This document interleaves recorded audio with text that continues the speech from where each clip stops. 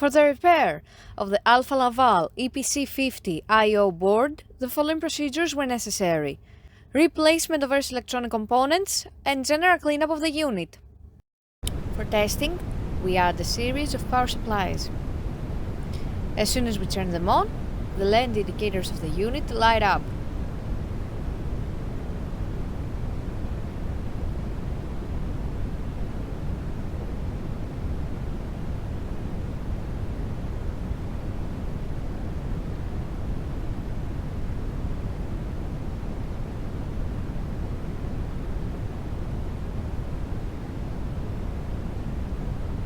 No further testing is possible due to lack of additional units.